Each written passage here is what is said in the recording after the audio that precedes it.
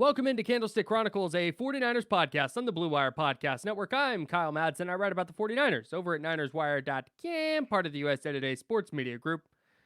Joining me, as always, is the man who enjoyed the NBA All-Star break more than anybody, Chris Biderman.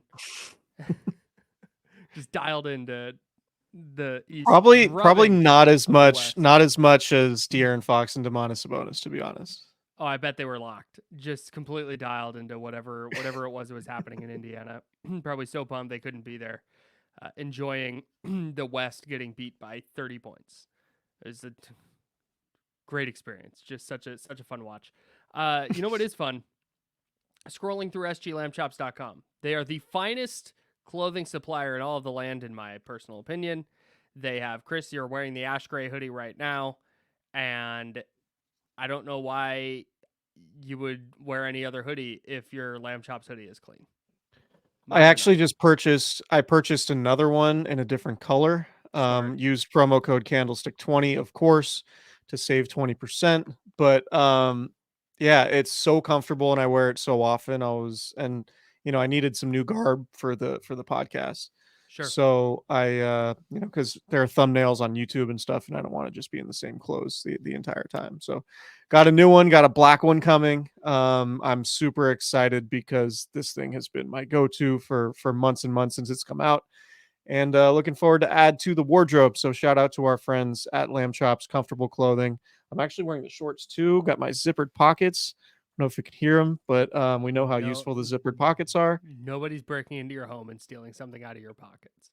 Definitely not. Absolutely not. So yeah, shout out to our friends at Lamb Chops.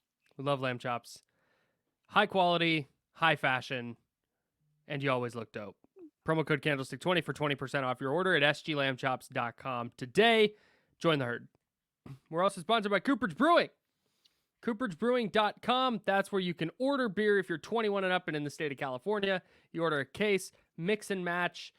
Maybe you want to order the same 24 beers, which I do not begrudge you one bit if that's what you want to do, but you order a case, they send it right to your front door. You sign for it. You got 24 beers. You didn't need to leave your house. And everything, Chris, that Cooperage sells is delightful. It's really great. It's really, really good. Obviously, they make the Candlestick Chronicles Hazy IPA, which is no longer in season now that football season is over, but you can still get a Kurt Pale Ale 4-pack. You can get a cold IPA 4-pack. You can get a Keg Slayer double dry hopped 7%, sort of a special edition Keg Slayer. Baby. If you know how good Keg Slayer is, then this is absolutely something you should try. You can get the Granddaddy Terp West Coast double IPA. You can get the Succulent Fantasy Hazy double IPA. Obviously, they do a lot of hazies, a lot of pale ales, a lot of IPAs, but you can also do a strawberry watermelon and mint sparkle pants hard seltzer 4-pack if you want. You could do a Dollar Pills, y'all, if you like pilsners. They have a West Coast Pills. It's called Inclusion Batch Project. They have so many different types of beer and all of it is good. So we cannot recommend Cooperage enough. Again, your favorite brewery's favorite brewer, Cooperage in Santa Rosa. Be sure to go check them out. CooperageBrewing.com. Get there right now. All right. Let's talk about Brandon Aiyuk. So I guess I'll let you start here. There was a piece by Dan Graziano on ESPN. It was not reporting. It wasn't sourced. It was just kind of speculation about what the 49ers and Brandon Aiyuk are going to do. Aiyuk entering his fifth and final year on his rookie contract. The 49ers, of course, exercised that fifth-year option last May. Aiyuk is due to make $14.1 million this year, $14,124,000 to be exact. And Dan Graziano more or less was like, well, the 49ers probably need to trade Aiyuk if they want to move forward. So, Chris, I ask you, is that their only means of operating this offseason? No, that's how it sounded. Yeah, so it's the 49ers could absolutely trade Brandon Aiyuk. That's absolutely something they could do. It's within their it's one of their many, many options that they have. I think the real headline of the 49ers offseason in regards to Brandon Aiyuk is that he's the next guy that needs to be paid, and it's going to be a little bit difficult to pay him and keep everyone else you have. So if you know, as if you go downstream a little bit, you could say, all right, well, maybe they trade Brandon Aiyuk because it will be hard to pay him, um, given all the big contracts they have elsewhere on the roster. I think the way the 49ers operate typically, and if you just look at where Brandon Aiyuk is in his career relative to other aging stars in their careers, that if they pay Brandon Aiyuk, it's not a question of do they, or if they're looking at Brandon Ayuk's future, I should say, it's not a question of is Brandon Aiyuk still going to be on the team. It's more likely a scenario where you might be losing another guy or another couple of more of older veterans in order to keep Brandon Aiyuk. And so yeah, the 49ers could trade Brandon Aiyuk, and I absolutely think if Brandon Aiyuk decides that, you know, he's not showing up to the offseason program until he gets a new contract, Mm-hmm. and he's not going to play or report to training camp until he gets a new contract, which is absolutely a reasonable thing for him to do. 1,000%. Um, and he decides that he wants, you know, 30 million a year and he wants to reset the wide receiver market or make Tyreek Hill money, the 49ers might decide that's too rich for their blood. And that to me is the scenario in which Brandon Aiyuk gets traded. If Brandon Mm-hmm. Aiyuk comes to the 49ers and says, hey, just pay me market rate, give me something like $25 million a year, guarantee me 75, $80 million, which seems to be what his value would be, then Mm-hmm. you say, okay, let's make that work. And then it might cost, you know, it might cost you Eric Armstead, right? It might Mm-hmm. be that the Niners look at Eric Armstead and the $28 million cap hit he has for this upcoming season and say, hey, Eric, take a pay cut. And maybe it's maybe they offer Eric Armstead a 2-year, $32 million contract, and his cap hit shrinks this year from 28 to 16. And then maybe that's how they create space for not only Brandon Aiyuk, but for, they need to sign a backup quarterback. They'll need to sign their draft class. And there's risk in Right. that, obviously, because Eric Armstead has been hurt the last 2 years. But I mean, the point here is that there are a whole lot of moving parts, not just do you pay Brandon Aiyuk or do you trade him? Mm-hmm. Because, whether it's Eric Armstead or whether it's George Kittle, or you can go on down the line of big 49ers contracts, they could restructure some guys. I know they've done a lot of restructures the last couple of years. Mm-hmm. And that gets increasingly difficult. Like those bills will come due at some point.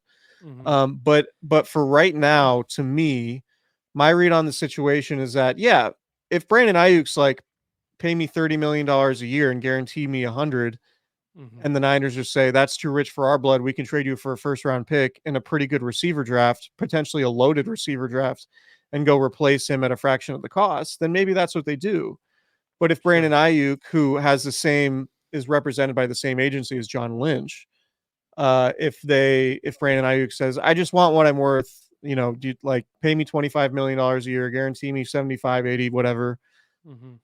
then I think the 49ers come to the table, and then it's a conversation of, okay, where do we shed money elsewhere to Mm-hmm. make this work? Because they can make it work, but the sacrifice is, in my opinion, more likely to be elsewhere on the roster than trading Brandon Aiyuk or trading Deebo Samuel, at least this year.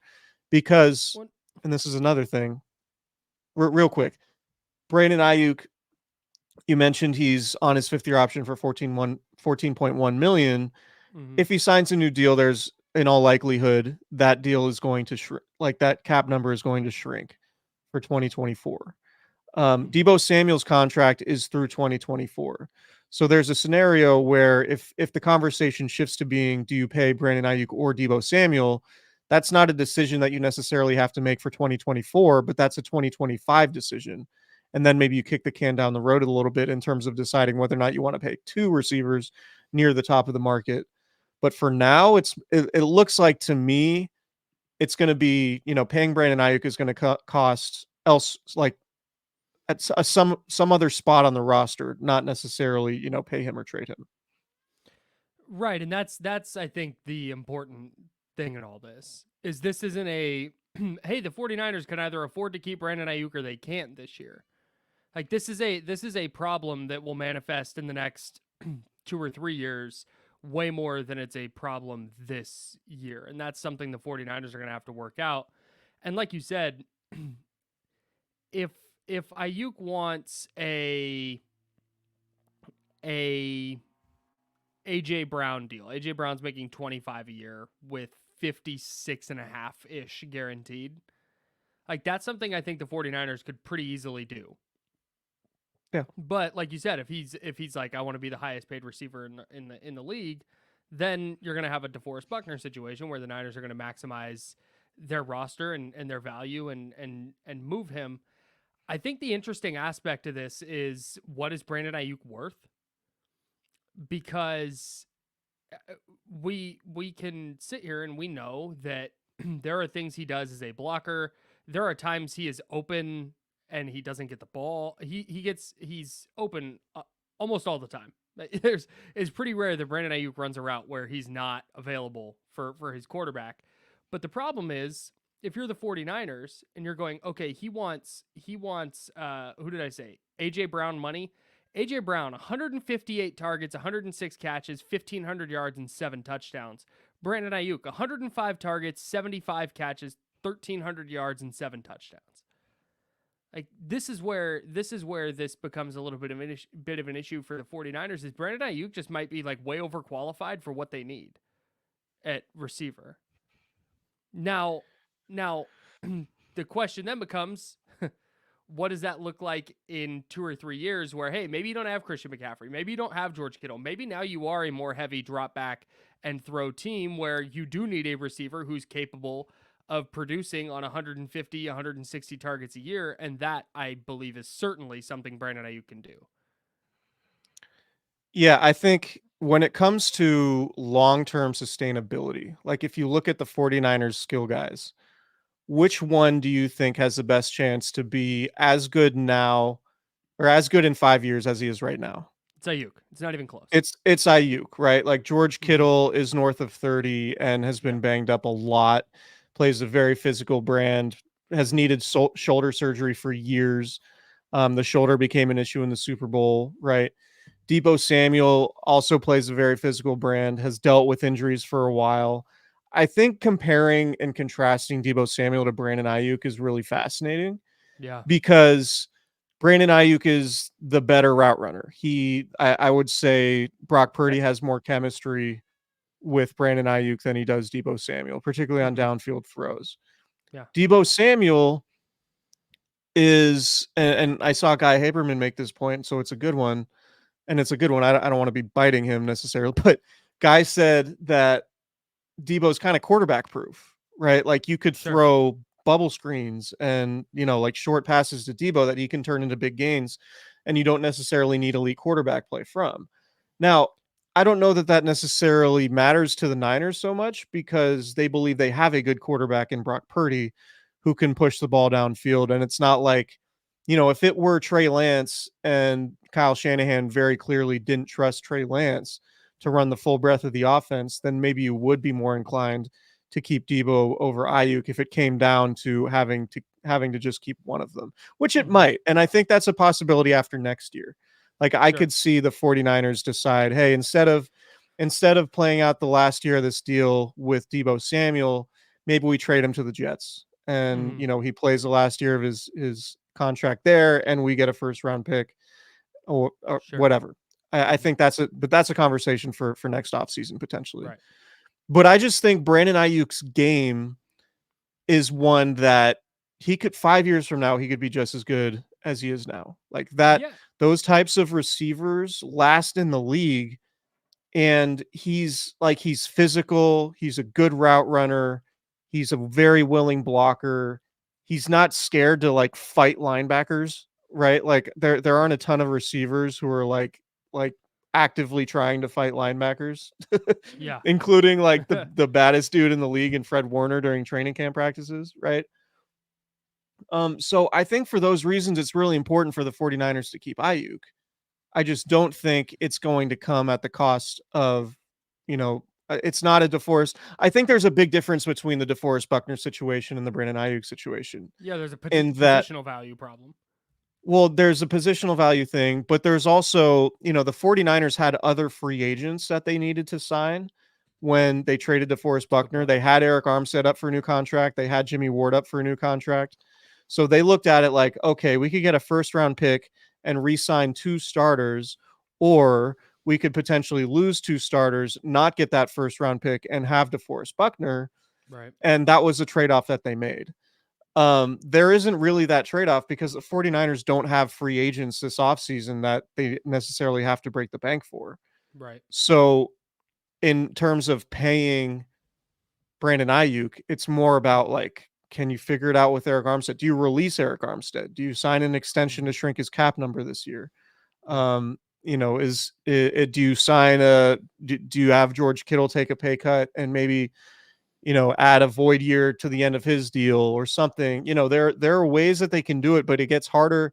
It gets harder to shrink cap numbers and ask guys to take pay cuts when they're at the back end of their careers, like Armstead and potentially George Kittle might be, right? And George Kittle's probably going to play for a little while longer. I'm not trying to like throw dirt on George Kittle's No, you're career trying to here. kick him out of the league. That's fine.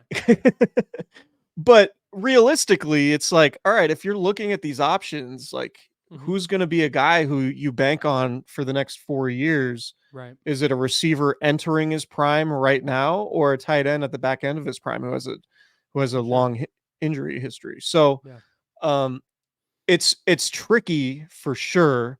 But to me, it's not. Again, it's not about do we trade Brandon Ayuk. It's, where do we make concessions elsewhere? I think one of the glaring things you brought up Deebo and the QB proof thing. I I I don't want to turn this into like a Deebo versus Ayuk discussion necessarily, but They're very different players. yeah, and is Deebo QB proof or is he just not awesome vertically? I, Yeah. that's Yes. that's he had 11 targets and caught 3 of them in the Super Bowl. And I think one was a drop, but it's like that's partly because he's got defenders near him a lot. He's not the separator that Brandon Aiyuk is. And Mhm. so I think the way you get the ball in his hands is screens and handoffs and pop passes and things of that nature.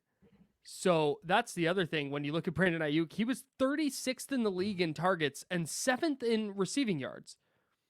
Like he is a beast, and he's so good in the intermediate area where Brock Purdy is very, very good. Ayuk is very good in the deep area where Brock Purdy was really, really good this year. And having a receiver who is that dynamic, I understand this is not to diminish what what Deebo Samuel does, but I think it's if it does come down to that again, like you said, maybe next offseason. I'm not sure it's that big of a question. Just when you see how good Ayuk was this year, and then you realize, oh, he was just in year 4, and he's not even really gotten an opportunity in an offense where he's getting the kind of volume that your AJ Browns and your Puka Nakuas and your uh, DK Metcalfs or Justin Jefferson. Pick your favorite receiver. He's not close to that kind of volume. And then you start to look and go, man, in 3 years, no McCaffrey, no Kittle, no Deebo. This might be a guy who's leading the league in receiving. And if you can keep that guy around, I think you do it.